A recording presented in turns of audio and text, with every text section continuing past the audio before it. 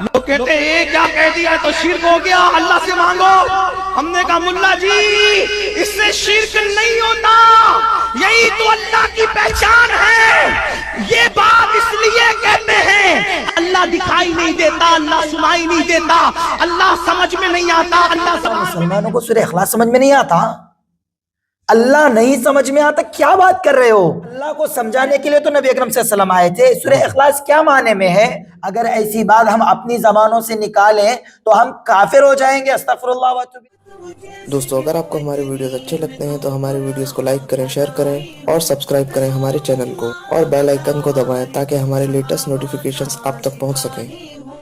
واقعی غوث ہر زمانے میں ہوتا ہے۔ عرض غوث ہر زمانے میں ہوتا ہے۔ ارشاد ہوا بغیر غوث کے زمین و آسمان قائم نہیں رہ سکتے۔ استغفر اللہ واتوب یہ غوث کون ہے؟ یہ غوث تو حقیقت میں اللہ تبارک و تعالیٰ ہے۔ نبی صلی اللہ علیہ وسلم نے غوث کس کو کہا؟ اللہ تبارک و تعالیٰ کو ہی پکارا نا۔ اللہ وقال ربکم ادعونی، اے نبی آپ کہہ دیجئے ربکم ادعونی، تمہارے رب نے کہا ادعونی استجب لکم، تم مجھ سے دعا کرو میں تمہاری دعا کو قبول کریں گا۔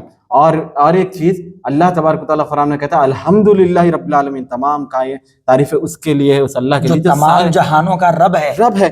تو اب یہ زمین و آسمان، ان کا عقیدہ یہ ہے کہ یہ بغیر غوث کے زمین و آسمان پنج وقتہ نمازوں کے بعد جو آیت الکرسی پڑھی جاتی ہے اس کے خلاف ہے یہ بات۔ اللہ لا الہ الا هو الحی القیوم، اللہ کے علاوہ کوئی معبود برحق ہے ہی نہیں۔ اللہ لا الہ الا هو الحی القیوم، وہ زندہ ہے اور سب کو تھامے ہوئے ہیں۔ اللہ کہہ رہے ہیں کہ اللہ تعالیٰ تھامے ہوئے ہیں، اور آیت الکرسی عام، یہ آیت الکرسی تو بہت عام ہے، بہت عام ہے، ہر فرض نماز کے بعد پڑھی جاتی ہے۔ اللہ تعالیٰ قائم ہے، اب یہاں پر اس کے مخالف بات ہے یہ۔ استغفر اللہ واتوب الیہ۔ یہ امین قادری ہے اور یہ جو بتا رہا ہے آپ سن کے حیران ہو جائیں گے۔ اللہ اکبر۔ یہ جو ہے نا یہ بتا رہا ہے کہ اللہ نظر نہیں آتا، دکھائی نہیں دیتا، سنائی نہیں دیتا، غوث پاک سے اس لیے مانگتے ہیں شرک نہیں ہوتا۔ غوث پاک نظر آتے دکھائی دیتے، آپ سنیے اس ویڈیو کو۔ غوث پاک کا قول ہے مجھ سے جو مانگو گے وعدہ کرتا ہوں عطا کروں۔ ہائے ہائے ہائے، فرماتے مجھ سے جو مانگو گے تم گا۔ لوگ کہتے ہیں یہ کیا کہہ دیا تو شرک ہو گیا، اللہ سے مانگو۔ ہم نے کہا ملا جی اس سے شرک نہیں ہوتا، یہی تو اللہ کی پہچان ہے۔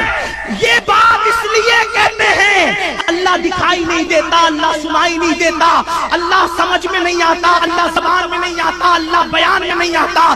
جو بیان میں آئے وہ اللہ نہیں ہو سکتا، جو زبان میں آئے وہ اللہ نہیں ہو سکتا، جو تصور میں آئے وہ اللہ نہیں ہو سکتا، جو تخیل میں آئے وہ اللہ نہیں ہو سکتا، الفاظ جس کا احاطہ کرے وہ اللہ نہیں ہو سکتا، زمین آسمان جس کو گھیر لے وہ اللہ نہیں ہو سکتا۔ وہ سمجھ میں نہیں آتا، زبان میں نہیں آتا، بیان میں نہیں آتا، پھر اللہ کو کیسے اس کی معرفت حاصل کرے؟ تو کہتے ہیں یہ عبد القادر جیسے لوگ ہیں جو اللہ کی معرفت عطا کرتے، کیوں؟ کہتے جو مانگو گے دوں گا، مردہ زندہ کر دیا، بچی عطا کر دیے۔ تو کیا سمجھ میں آیا؟ شرک نہیں ہوا بلکہ اللہ کی شان سمجھ میں آئی۔ جب عبد القادر کی شان کا یہ عالم ہے تو اس کو بنانے والے قادر کی شان کا عالم کیا ہے؟ استغفر اللہ۔ یہ اللہ کو پہچانے کیسے؟ اس میں مین پوائنٹ جو مجھے سمجھ آیا، اللہ کو پہچانیں گے اس رب کے قرآن سے اور پیارے نبی صلی اللہ علیہ وسلم کے فرمان سے۔ یقینا یہ اللہ کو پہچاننے کے لیے ہمیں ان چیزوں کی ضرورت ہے، سمجھے؟ یہاں پر یہ جو بات کہے نا کہ اللہ تعالیٰ سمجھ میں نہیں آتا، اگر یہی بات ہوتی تو پھر طائف والوں نے نبی پر پتھر کیسے برسا دیے؟ کیوں برسا دیے؟ ابو لہب نبی اکرم صلی اللہ علیہ وسلم کی مخالفت پر کیوں اتر کے آ گیا اگر اللہ نہیں سمجھ میں آتا؟ ارے بھئی اللہ مکمل سمجھ میں آ گیا تھا۔ اللہ کے رسول کہتے قولوا لا الہ الا اللہ تفلحوا۔ ابو ایوب الازدی رضی اللہ عنہ سے مروی ہے، ابن حجر الاسقلانی رحمہ اللہ اس حدیث کو پیش کرتے ہیں کہ ابو ایوب الازدی فرماتے ہیں کہ میں مکہ میں تھا، اسلام قبول نہیں کیا ہوا تھا، میں دیکھ رہا ہوں کہ نبی لوگوں میں اللہ کی طرف بلا رہے ہیں، کہہ رہے ہیں قولوا لا الہ الا اللہ تفلحوا، لوگوں لا الہ الا اللہ کہو کامیاب ہو جاؤ گے۔ میں کہہ رہے ہیں کہ کوئی پتھر، کوئی نبی کے گال پر رپاٹے مار رہا ہے، ہم رپاٹے کہتے ہیں اپنی زبان میں، تھپڑ مار رہا ہے، کوئی نبی پر دھول ڈال رہا ہے، کوئی تھوک رہا ہے، کہتے ہیں حتی نصف النہار، یہاں تک کہ دوپہر کا وقت ہو گیا. اللہ اکبر. کہتے ہیں کہ ایک بچی، ایک چھوٹی سی پیاری سی بچی اپنے ہاتھ میں پانی کا برتن لائی. نبی اکرم صلی اللہ علیہ وسلم، محمد صلی اللہ علیہ وسلم اس برتن سے اپنا چہرہ صاف کیے کر رہے ہیں. میں نے اپنے بازو کے ساتھی سے پوچھا کہ بھئی یہ بچی کون ہے؟ تو کہتے ہیں ہادہ زینب. اللہ اکبر. یہ زینب ہیں، یہ ان کی بیٹی ہیں. اب مجھے بتلائیے تو صحیح، مکہ والے لا الہ الا اللہ پر اتنے مخالف کیوں ہوئے تھے؟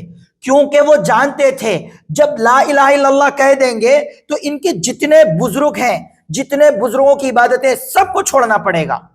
جتنے یہ لات، عزا، منات ہیں، یہ حبل ہے، سب کو چھوڑنا پڑے گا. اس وجہ سے یہ لوگ نبی کی مخالفت پر اتر کر کے آگے تھے. یہ جو کہہ رہے ہیں نا اللہ نہیں سمجھ میں آئے گا، تو اس کا مطلب یہ ہے کہ کیا مسلمانوں کو سورہ اخلاص سمجھ میں نہیں آتا؟ اللہ نہیں سمجھ میں آتا، کیا بات کر رہے ہو؟ ارے اللہ کو سمجھانے کے لیے تو نبی اکرم صلی اللہ علیہ وسلم آئے تھے. سورہ اخلاص کیا معنی میں ہے؟ قل هو اللہ احد، کہہ دیجئے کہ اللہ اکیلا ہے. کتنی صاف بات ہے، اللہ اکیلا ہے. اللہ الصمد، اللہ بے نیاز ہے. یہ پیروں، باباؤں، ملاؤں، مرشدوں کی، یہ مزاروں کی، یہ چادروں کی، یہ نیازوں کی، یہ جو ذبح کیا جاتا ہے جانور غیر اللہ کے نام پر، اللہ کو ضرورت ہی نہیں ہے.